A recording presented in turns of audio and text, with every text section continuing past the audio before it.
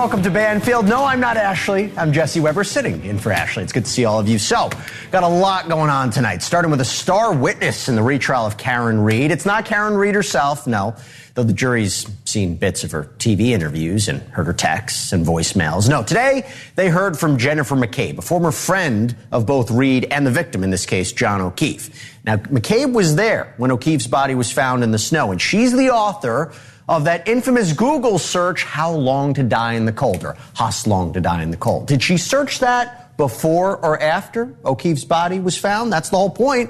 Just like in the first trial, she testified for the prosecution. And just like in the first trial, the defense claims she was in on a cover-up. And we're going to play you her testimony. And by the way, they're still fighting over the timeline of that night as well, specifically how the victim's phone was apparently active maybe after he was supposedly dead. Kind of gives us a glimpse of whether he ever made it inside a house party that night, or was he killed and never made it inside. In this case, every second and every detail really does count. And I hope you don't need me to tell you this, but murder for hire is a bad idea all the way around. Horrible for the victim, of course, and also for the person who arranged it and almost always gets caught. Perfect illustration of that today is in Tennessee. A woman accused of hiring a killer has to sit in court and listen to her own voice on tape, allegedly making a deal with an undercover cop. Yes, you heard me right. An undercover cop. Listen. How much we talking? Something like this, about 5,000. Yeah. I'm sorry I'm laughing, but he's worth it. He's not worth it. Yikes. The price to murder her ex-husband was lower than she expected. What a bargain. Got the whole story. I'm going to play you a lot more of that murder for hire tape coming up. And later, a man accused of killing his wife and hiding her body says his murder indictment should be tossed out. Why? Because investigators can't find his wife's body. Is that how it works? Did the judge buy that argument? We're going to discuss it tonight. But first, let's start it off with what we need to talk about. Some trials are all about data. The evidence is technical, analytical, numbers on a chart. Some trials are all about stories, the witnesses, what they witnessed, how they acted then, how they act on the stand. And then there's the Karen Read trial, right? Actually, Karen Read trials, right? So today alone, day 6 of testimony in Read's second trial for allegedly killing her boyfriend, the jury got everything I just described and more. The drama came from a prosecution witness named Jennifer McCabe, reprising her testimony about the night John O'Keefe was either hit and killed by Karen Read's SUV, as prosecutors claim, or was beaten to death inside of a house party where McCabe was also a guest, as the defense claims. Now, on the technical side, the defense put a ding in the prosecution's theory that the victim never set foot in the house where Read dropped him off, because for one thing, his iPhone apparently showed he walked at least 36 steps. For another, the defense asserted it was possible O'Keefe unlocked his phone with Face ID and possibly looked at a text. And as it happened, that text was from Jennifer McCabe. On the stand today, just as she did at last year's trial, McCabe described Karen Read as hysterical, screaming, repeating herself over and over when John didn't come home. She talked about the broken taillight on Karen Read's Lexus. She claimed Read said, "Did I hit him? Could I have hit him?" And when she described finding John O'Keefe in the snow, she seemed to tear up. Well, sort of. You be the judge. When you see Carrie removing the snow from John's face, what do? I was frozen. I was shocked. I couldn't believe that was him just lying there. Tell us what you're seeing. What do I see? I see Carrie just wiping the snow off. Karen had straddled him and had lifted her shirt and his shirt and was laying on him, and Carrie was screaming at her to get off of him. And I was literally just stunned. I mean, there he was. What did John look like when you saw him? I couldn't see much but his face, because the rest was snow and Karen was moving over him, but he just looked like just him, but just like frozen. What did you do? At first, I just stood there for a minute because I couldn't believe it was him. And then Carrie Roberts and I made eye contact. And I knew, I was like, all right, I'm going to call 911. But I think I knew in that moment that John, was dead. Now, McCabe's testimony ended today just before her infamous Google search, how long to die in the cold, how long to die in the cold. There was a misspelling there. That's coming tomorrow, along with what's sure to be a really interesting cross-examination. Let's talk about it. I'm joined right now by Mark Betterow, criminal defense attorney and former prosecutor who's been following the case since the beginning. He almost joined the defense team, in fact, and currently represents the blogger known as Turtle Boy, who's been covering the case. Mark, thanks so much for coming on. Appreciate it. Glad to be here. Okay, so was today a major win for anybody? I think the defense had a very good day today, not so much with Jennifer McCabe, who's still on direct examination, so they haven't been able to establish anything with her yet, but the witness before her, the cell phone expert for the prosecution, a man named Ian Whiffen, who is supposed to be a very compelling and necessary witness for the prosecution if they're going to win this case. And what you had was the defense put some dents into the prosecution's case by having the witness concede that he could not exclude that John O'Keefe did not go in the house, that his phone did not go into the house. He established that John O'Keefe's phone was used at 12:32 a.m., which is important because the prosecution's theory is that he was struck and killed by a car at 12:31. And it begs the obvious question, how could he be using his phone, his Face ID, touching the side of it if he's already hit? But just to press you on that, I mean, they also said the phone was inactive from 12:31, 12:32 until 6 a.m. And here's the thing. So Mr. Whiffen, I think, is an important witness. Why? A few things. So he said yesterday that it would be a reasonable assumption that the phone was by the flag post, right? That was by the yard, meaning that the phone never went into the house. Also talked about the temperature of John O'Keefe's phone, that it started decreasing quite rapidly, which would indicate that the phone was outside and never inside the house. And if we say we're coupling the phone with John O'Keefe, it helps the prosecution say that John O'Keefe never was in the house. That felt like compelling evidence and something that the prosecution has been relying on, because I don't remember from the first trial, at least the battery evidence. No, I don't think there was the battery evidence in the first trial, but I'm not sure it actually helps the prosecution as much as people think, because although the temperature clearly came down on the battery, it kind of levels out dramatically several hours later and drops at a much less rate of temperature drop, which may suggest it was actually in some other place, a garage or some other location, not just sitting outside. And the expert did his own test showing that a phone would drop precipitously, the temperature would continue to drop. But there's no explanation for why at 4 o'clock in the morning or whatever it was, it would just, the rate of decline would stop dramatically. So let's talk about phones for a second. Let's talk about Jennifer McCabe. Really, the big thing is how long to die in the cold. Now, the defense would say she looked that up at 2:27, right? Before John O'Keefe's body was discovered. She'd only be looking that up if she was part of the cover-up. She knew that he was dead. She was a part of it. Now, the prosecution put in evidence from this expert to say, wait a minute, she had opened up a tab earlier on in the day to look for something else, and you can use that tab to look something up at 6:30 in the morning or 6 in the morning. The timestamp would say, this timestamp wouldn't change, but it doesn't necessarily mean you look for that. You search for that at 2 something in the morning, which, by the way, if she really did search for that, she searches for that and then looks up the other miscellaneous things she's looking at. She's a part of a murder and then looks up, sports teams or things like that. That's the part that seems, to me at least, that seems compelling evidence that she had a window open but didn't really search for how long to die in the cold until after John O'Keefe's body was found. What's your answer to that? Well, in the first instance, you have to consider the full context of the 2:27 search. There's going to be evidence, as there was in the first trial, that at 2:22 and 2:23, two other key witnesses, Brian Higgins and Brian Albert, were apparently butt dialing each other back and forth. That's weird. Yeah, I agree with you. It's weird. And that's followed right after this alleged Google search. Now, the prosecution expert clearly says, look, it wasn't at 2:27. He's using his own program, by the way, that he created. The defense is going to have an expert who's going to say it was at 2:27 and it was a deleted search, one of only 4,500 approximate searches on her phone. One was deleted. It just happened to be that one. But doesn't it seem like if she really was part of this cover-up, this murder, she'd be a little more panicked? Here's the part that I don't understand, okay, right? I don't understand the motive. And I know motive's not an element of a crime, and especially for the defense, they don't have to prove it. But I can understand the prosecution story here, that either Karen Reed was so upset at John O'Keefe, she deliberately backed up the SUV to run him over, might be shaky, or that she was heavily intoxicated, ran him over recklessly, realized she might have done it, couple that with the idea of, did I hit him, questioning it.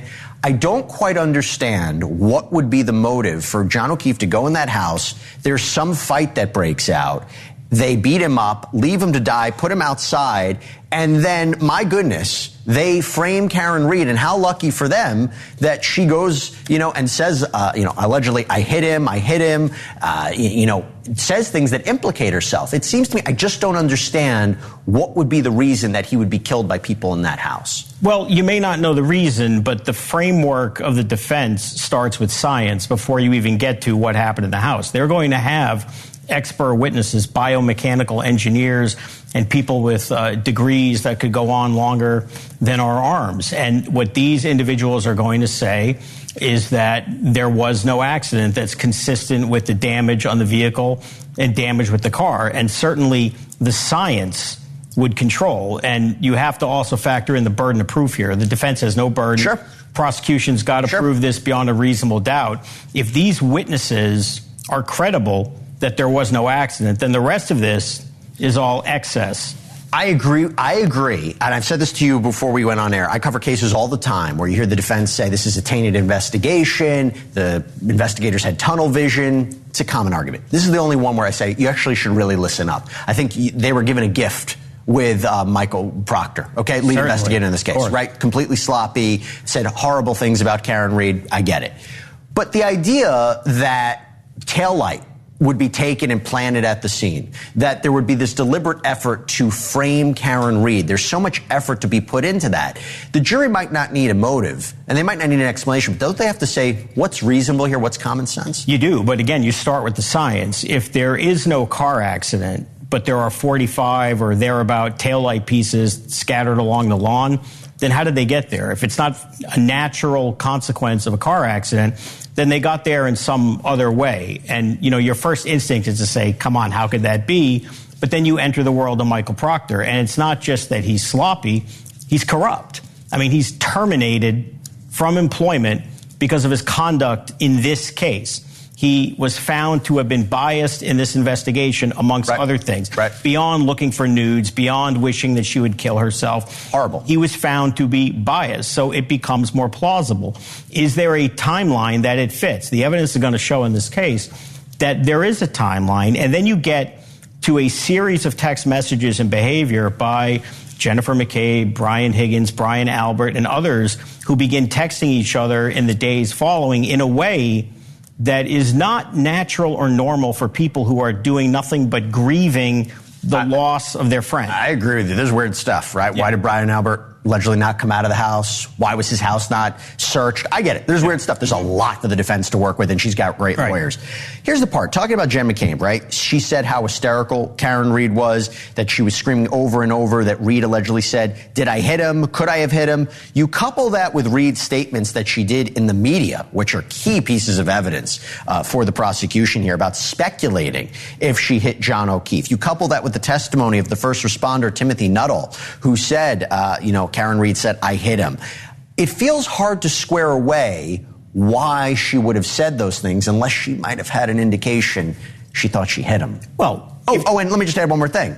The testimony today, too, that while they're searching for John O'Keefe in the snow, Karen Reed says, there he is. How did she know where the body was? Well, I don't know how she knows where the body is. They're driving there. She comes upon the scene. She sees it. But again, when you talk about statements of did I hit him versus I hit him, you have to consider the credibility of the witnesses. I mean, you take the first witness, the EMT Nuttall. He's a guy who the evidence showed testified a year before that he was as certain as anything that John O'Keefe was wearing a puffy coat like the Michelin Man would wear, right? And it turns out he was wearing a light hoodie, and that he then said his memory got better a year later. He said I heard her say, I hit him twice after I met with the prosecution and another investigator. Now I heard it 3 times. Yeah. Then you heard Jennifer McCabe say today, well, Karen says everything in 3s. I mean, it feels somewhat contrived. What are you expecting from Jennifer McCabe's testimony tomorrow? What do you expect the defense to do? Well, I expect them to expose a series of inconsistent statements that she's made over the course of the investigation. You know, you talk about, she says, I hit him and all these things. Her first statement to the police is nothing of the sort. That comes after the police leave and she meets with the family, has an epiphany, calls the police back and says, I think Karen said, did I hit him? And as the investigation went on and on, that kind of morphed into, I hit him. So I think, you know, that's certainly going to be a primary focus of her cross-examination, as is the text chain between these family members, which don't make sense. I mean, they bring witnesses to their house to be interviewed by Michael Proctor and other cops, and then they're live texting what's happening in these interviews, telling each other she's telling them everything. This is very Well, wasn't that the idea behavior. She's telling them everything, like telling too much about the relationship between John O'Keefe and Kara Reed? Not that had anything to do with the killing, but the idea, like, you're talking about their dirty laundry. I think that's a hard sell again, and you have to look at the full context of these messages. I mean, there are messages saying, tell them the guy, their close friend, by the way, but privately, tell them the guy never went in the house. That's a damning message. Why would these people say the story you've got to sell to the media is tell them the guy never went in the house? I mean, you saw Jennifer McCabe today appear to get emotional. Yeah. I'm not sure she did. I mean, it looked... Well, second time she testified, you know, it's about a few years old. Well, she said when she found him that she got all choked up and nothing came out today. But when you listen to the 911 call, which will come in probably in her direct tomorrow, she's as cool as a cucumber. Shock? It's not her friend, John O'Keefe, lying dead on the lawn. It's a man. Yeah. And then when you see the dash cam video of the police car, she literally turns her back and appears very calm, cool, collected. I hope everybody can follow this, by the way, because you and I know this case very well. Hopefully we're explaining it perfectly to everybody. I want to know your opinion about the jury view. I'm torn about jury views, whether they're helpful or not. Going to 34 Fairview, Brian Albert's home, where John O'Keefe's body was found, do you think that helped the jury at all? And who did it help? It helped the prosecution a little, only because of the timing of when it occurred. It occurred way too early in the case. None of the witnesses who were inside of the house or in that vicinity had even testified. If they had, I think that would favor the defense. I mean, you talked about Brian Albert not coming out. The windows that were his bedroom you could spit from those windows to the flagpole. It's that close if you've ever been to that yard. The jury doesn't know that right now, so they may not be taking that in.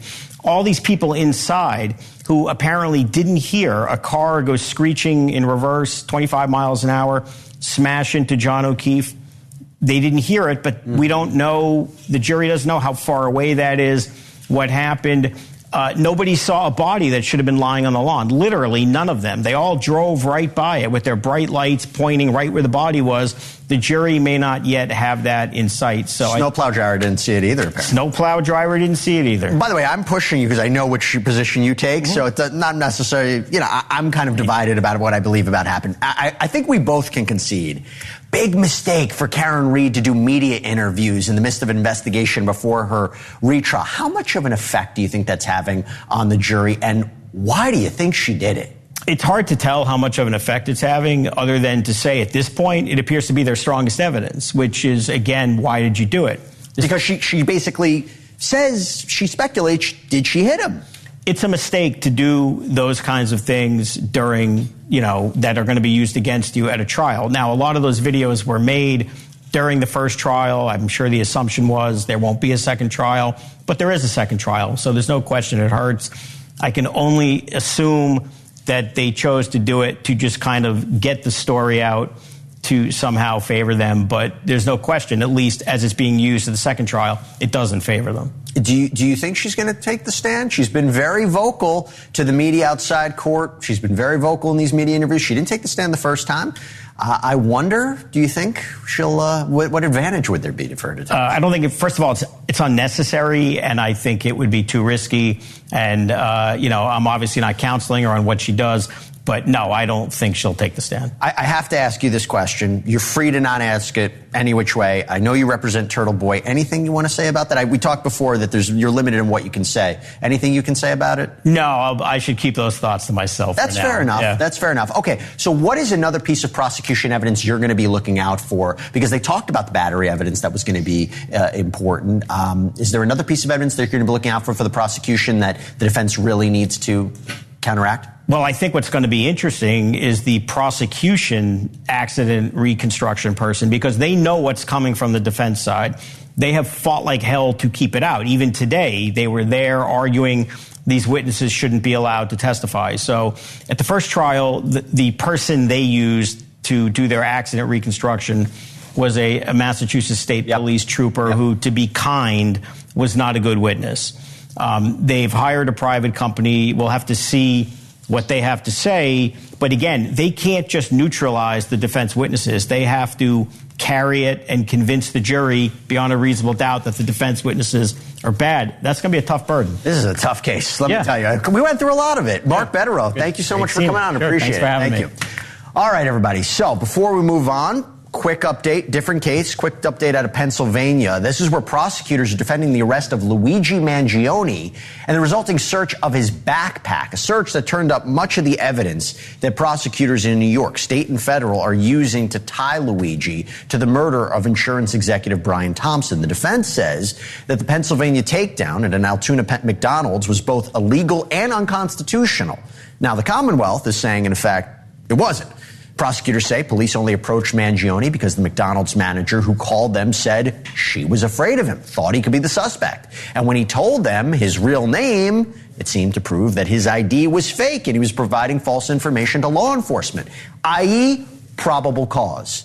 Now, a judge hasn't ruled yet, but we'll let you know when that happens. Okay, up next. You know why you don't hear about hitmen and murder for hire very often? Because they almost never succeed. The plotters or alleged plotters almost always get busted. This lady did. Well, police in Tennessee say she tried to arrange for someone to kill her ex-husband, and that someone was an undercover cop. Now, of course, the whole thing's on tape, which prosecutors were happy to play in open court just a few hours ago. You're going to hear it all right next, right after this.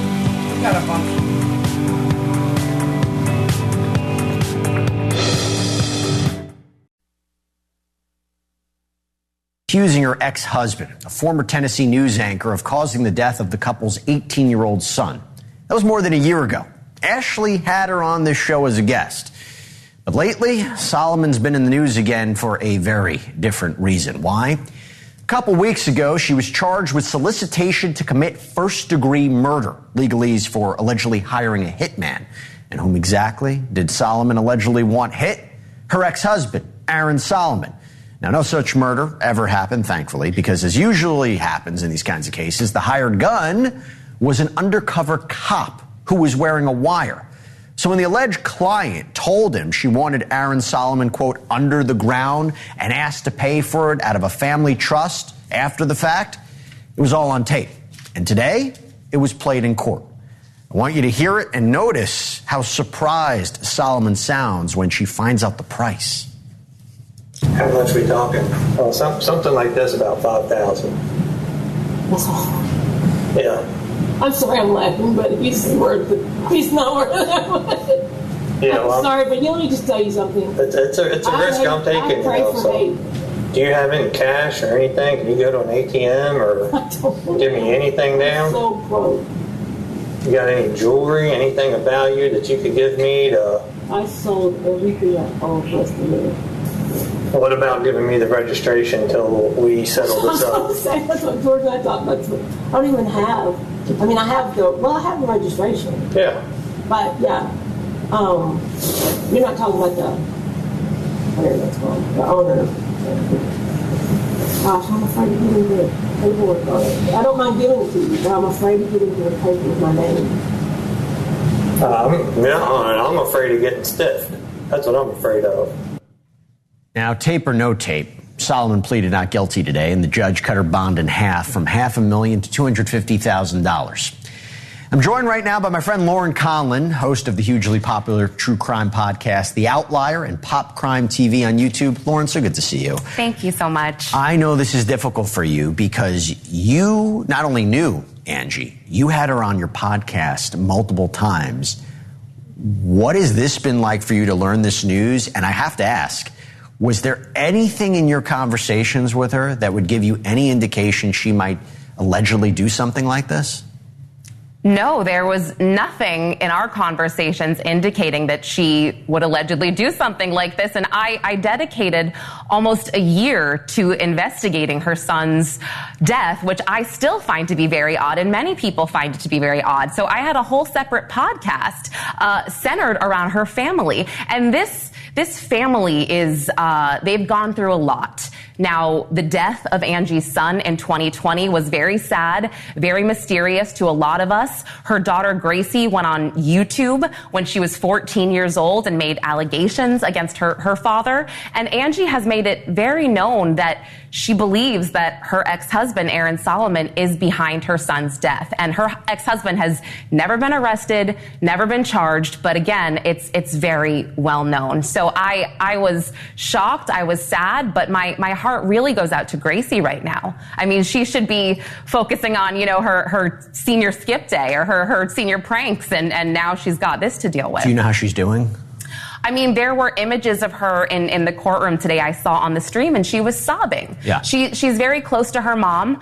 Angie and Gracie, they felt like they were all they had when Grant passed away. And they were a very strong trio, Angie, Gracie, and Grant. So it's awful. If you assume these allegations are true, the why is interesting. What would be the reason that she'd want to hire somebody to kill Aaron? Because she called it vigilante justice, and that the deaths of many people, including children, would be prevented by taking out her ex-husband. Can you explain what the motivation might be here, or at least what's being laid out by authorities? That was interesting. She did make a lot of allegations about human trafficking on that recording, and I can't really speak to any of that, but I can speak to the fact that she made it very clear she was doing this for her daughter and for her son, because she believes that her ex-husband killed her son, and she believes that her ex-husband abused her daughter. And again, he has never been charged for any of this, but this is what Angie believes, and she does feel like no one has listened to her, law enforcement, and just the public in general.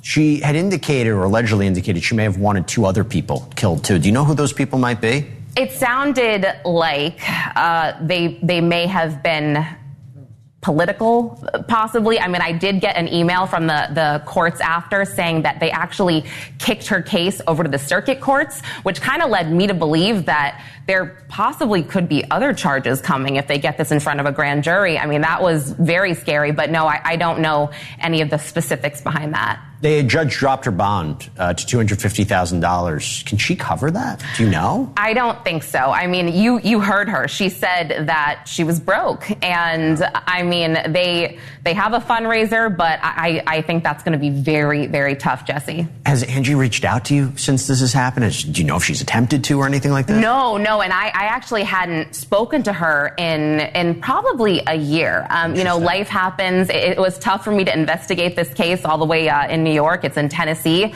But I have to say, this case right now, the murder for hire plot, I mean, it's serious. It's a Class B felony. That's 8 to 12 years in Tennessee. But I do think after hearing this recording, if she had a good defense attorney, she might be able to poke some holes here. What makes you say that? Well, I never heard her say, I want you to kill him.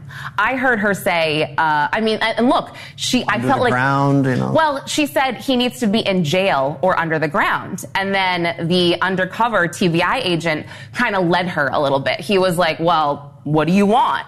And then, I felt like a lot of his questions were a bit leading, and she never gave him a title to her car. It was a registration, and you can't transfer a car, with a registration, and she didn't give him any money, so it's tough. I feel like there is some reasonable doubt there. What is the online community saying? Because you're not the only one who followed this case. A lot of people, and when I say this, I mean about what happened to Grant, but what are people saying online about this? I mean, it's mixed. It is, I'll be honest. There's a lot of people saying, well, This woman has been screaming for help for over a decade. No one's listened. I'm not surprised. And then there's the other side that's like, hey, they're both crazy. I do feel really, really bad for both Angie and Gracie. And I know that might be not the best thing to say right now while she is awaiting trial for a murder for hire plot. But I do feel like this family has been through it. Was Aaron in court?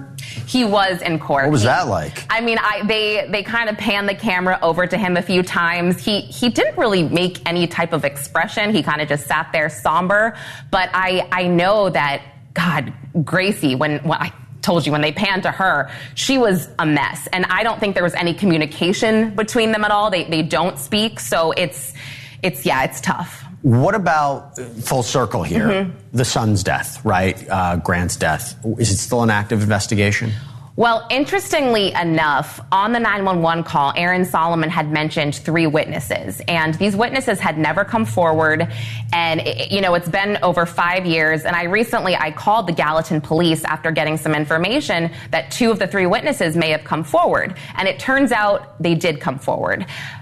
What they said, and I received this updated report from the Gallatin police, it kind of, it was a little confusing. They actually said that they saw Grant's truck go down this hill, and the next thing that they knew, they were kind of swerving out of the road because they thought the truck was going to go into the highway. Right. And then all of a sudden, Grant disappeared underneath his truck, and he looked like a pretzel, they said. This was a little bit confusing for me because I spoke to the EMT, the first EMT that was on the scene. He never said anything about Grant looking like a pretzel. So again, I still have a lot of questions here. I think a lot of people do. This is just another complex letter to this case. Lauren Conlon, thanks so much for taking the time. Thanks for having me. Good seeing you. All right. You could also, by the way, find her true crime podcast, The Outlier, everywhere you get your podcasts, and her YouTube channel. It's called Pop Crime TV. Hope everybody can check it out. Now, before we go to break, an update on another case that we've been following very closely. A judge in Brian Cobberger's case has once again denied a motion to strike the death penalty. The defense had argued that the discovery produced by the state was so voluminous and disorganized that it violated Cobberger's right to due process, but the judge disagreed. Trial is set to begin in August. Now, still to come, a big part of murder trials that usually doesn't get much attention, and that's proving a murder occurred. Oftentimes it's obvious. You don't have to be a prosecutor to see it. But not always, and sometimes there's not even a body. That is the case in Texas, where a suspect has the prosecution playing defense over an alleged victim they can't seem to find. So what does the judge think? We're going to go live to San Antonio next.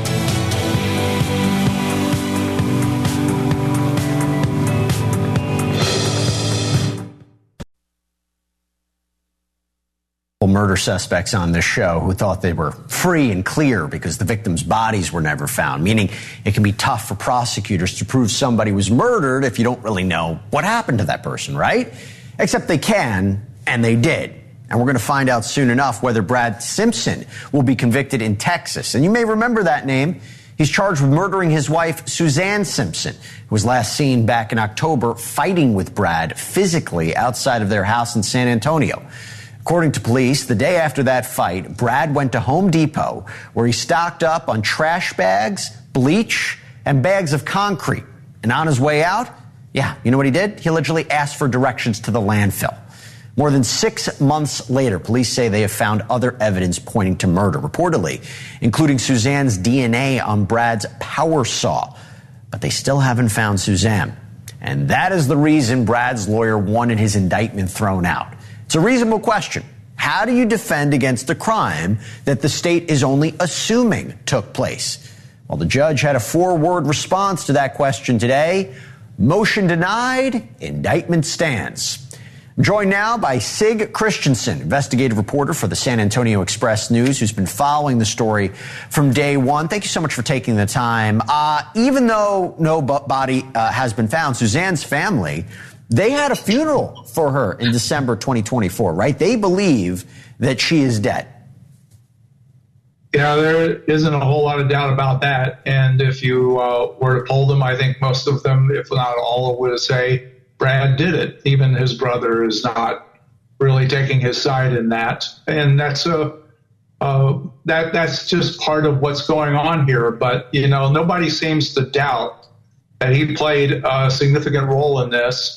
And as you've mentioned, and as I've got in my notes, there's a lot of evidence here linking him to her disappearance, at least. Let's talk about that, because the defense wanted the case tossed, saying no body, but there's apparently a lot of other evidence. Talk to us about what that evidence is. So there's a 5-year-old girl. First off, there are witnesses, 2 people. And the 5-year-old girl, his daughter, sees him hitting her, throwing her against the wall, hurting her elbow. He turned off his Suzanne's phone. She saw all of that. There's a neighbor just across the street, and I've talked with him a couple of times, and that fellow says that he saw them arguing outside their house. They were arguing loudly. It was after 10 o'clock in the evening, and on top of all of that, he saw them struggle.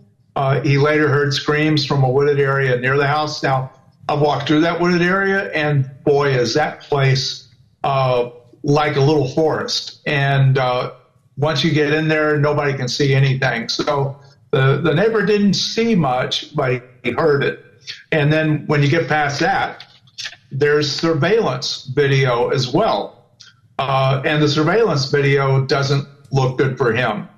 He goes to his daughter's school, a Whataburger in Bernie, a Home Depot. He buys disinfectant, Clorox disinfectant there. He buys concrete, heavy-duty trash bags, and you can see all this stuff in the trunk bed of his vehicle, of his pickup. At the Home Depot, he asks a person there, how do you find the local dump here? And the guy gives him directions. So the video then shows him leaving the dump site. And there's more. On the Bandera property where I've been on several occasions, they find a burnt laptop, 3 cell phones belonging to Brad Simpson in the burn pit. Suzanne's DNA, as you mentioned, is found on Brad Simpson's power saw.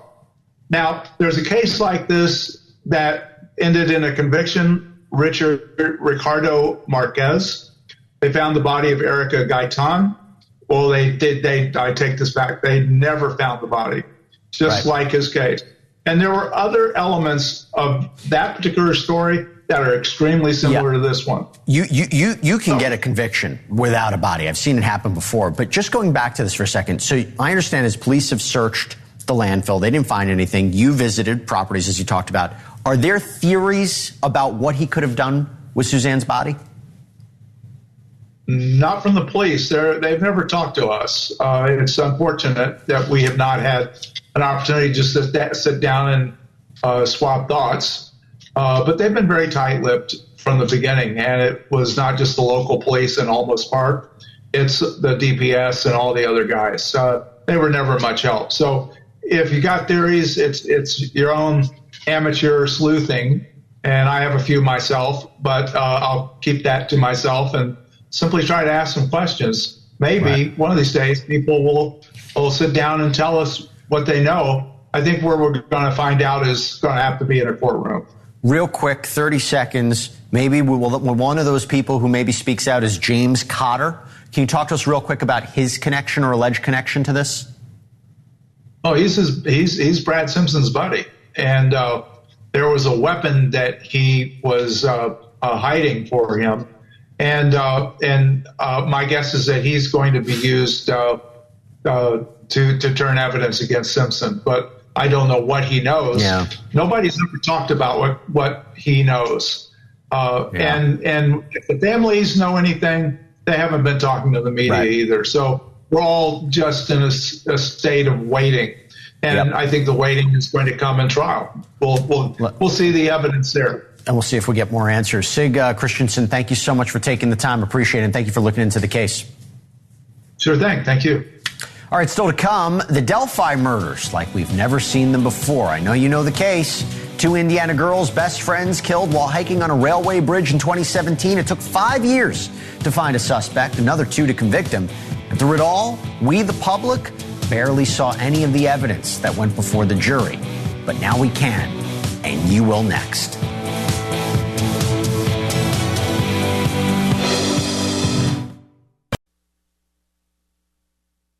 conversation. I got something else for you, though, because it's been said that a parent can give a child no greater gift than good manners. But tonight, I can think of some parents that probably should have spent less time on pleases and thank yous and more time telling things like, armed robbery, not very polite either.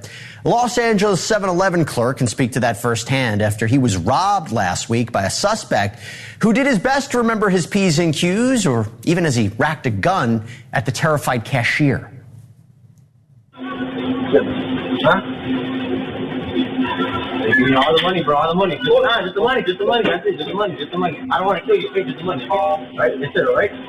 You're my guy, all right? I just want the money, all right? No, relax. You're okay, right? They come? I just want the money, everything. You can give me the bottom, the hundreds, right?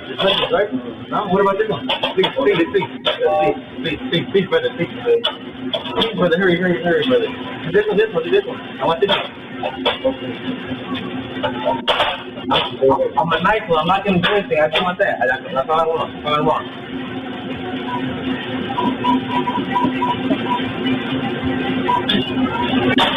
No issues, brother. Everything, brother. Is that vape? Can I have a vape? No vape. Okay, all right. Have a good night, brother. Have a good night. Have a good night. Well, the police were able to nab 3 of the 4 suspects. 4th one, maybe not too tough to find. Maybe he's going to be wearing a mask, helping a little old lady across the street. Sounds about right. Does it for us here on Banfield, everybody. I've been Jesse Weber filling in. Thank you so much. Cuomo starts next.